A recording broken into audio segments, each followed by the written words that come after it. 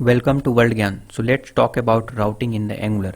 So first and foremost, you need to run this command, which is the CLI command, ng generate module app routing module. So basically for the routing, you need to create you need to generate one module, which is the app routing module. In this case, the naming convention is like that. You can identify that that particular routing is used for which module. So definitely you can provide like that, like app routing. And here hyphen flat, it means that the file will be generated in the app folder instead of creating their own folder, like another folder will be generated app routing, and their app routing file will be available, and in that particular file the skeleton of the code will be available, okay, for the routing. And here you know that hyphen module is equal to app. It means that after generating this file, this will also register import in the app module.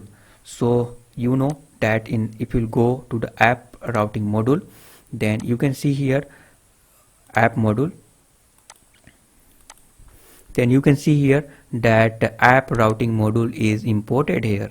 So this will be done dynamically through the command, so no need to do anything here.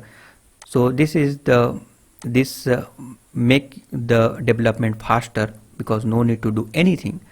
Okay, so you can tell the Angular that you need to register or import that particular routing module in the app module. That's why it is registered here.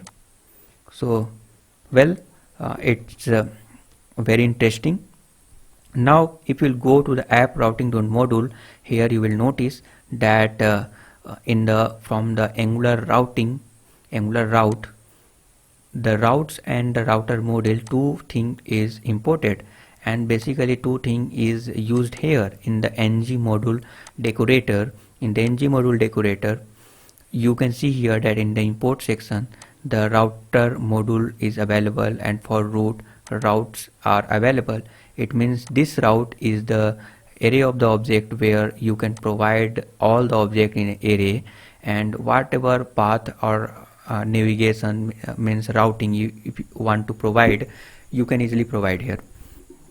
So here the path is it is null here, means nothing will be available, like localhost 4200 or any domain name, it is in the live. Then in that case what should happen, then you can provide here. If someone will type on the URL/admin, then what should happen, you can decide here. So here the load children is the very important property here.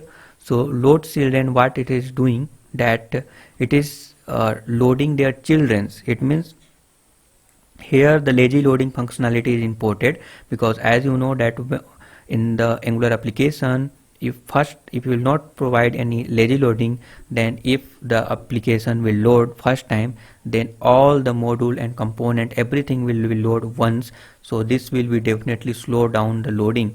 So you can avoid these things through in this way. For example, for the authentication, the user should the only component user should see which is required. For example, sign up, login, forget password, these things. So unnecessary component no need to download at the client side. So you can avoid these things through the feature module or lazy loading. That's why we have calling the another module, which is the auth module in this case. So this is the lazy loading. So whenever you will provide that particular route, then another auth module will be load on demand. So here in this case it is the auth module. So any module if you want to use against this routing, then that will work. Again you can see if someone will type admin, then another feature module will be load, in this case like product and product.module in the product folder basically. So this is the path and this is the module name. So this is the basic syntax actually you can find from the Angular documentation, so no need to do anything. And another thing is that can activate, so I will talk about these things later on to avoiding the confusion. So in this way the routing is working. So here the another module is imported, so which is the auth module. So if user nothing will be typed here, it means first time if someone will provide the domain name, then the auth module will load. So let's go to the auth module and see what is written there. So again here in the auth module we have created another routing module, which is the auth routing module, to make it separate, because if after some times if you will try to scale this project, then you will not face any issue. To make the scalability good enough, you need to provide in this way. So you need to break down the piece of code in a separate file, so that you can scale the project, and if the project will be bigger, then you will not face any problem. So structure should be correct, so that's why we are following some correct structure, so that in the future, because the Angular is preferable choice for the big enterprise level project, and where you need to provide the structure in this way to avoiding any type of mistake in the future and miscommunication.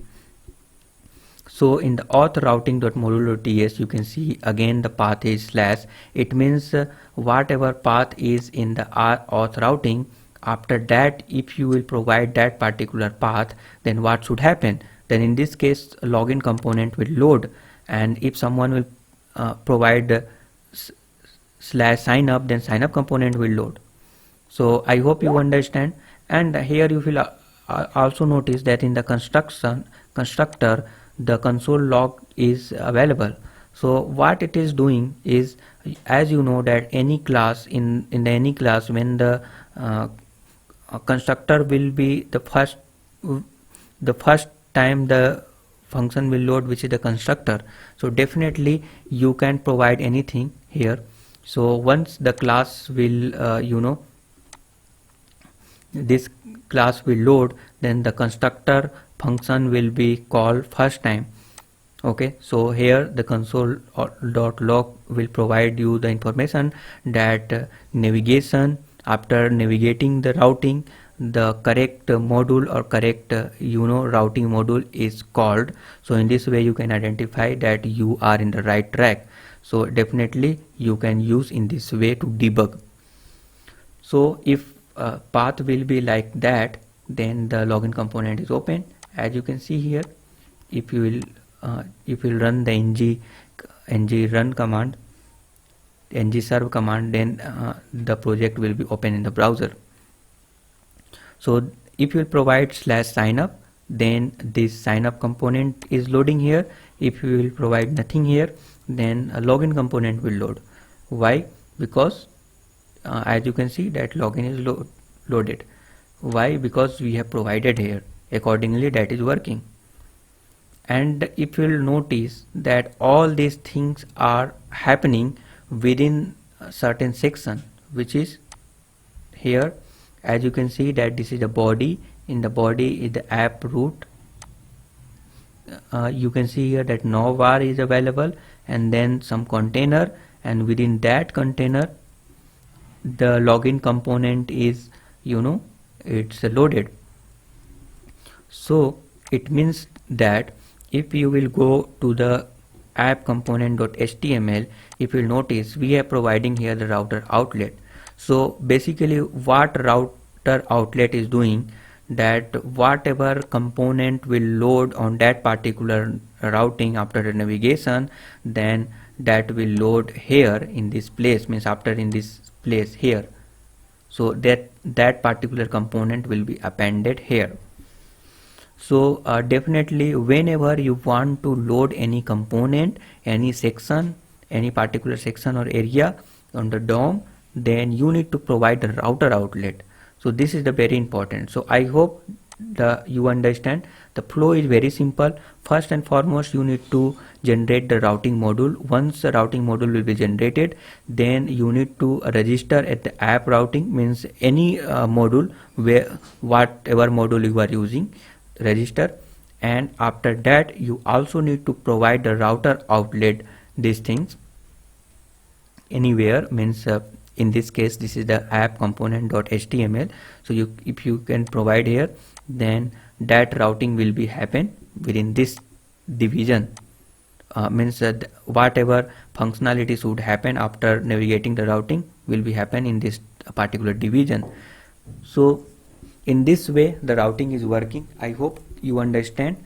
If you will face any problem, then definitely let us know, so that we can clarify your doubt.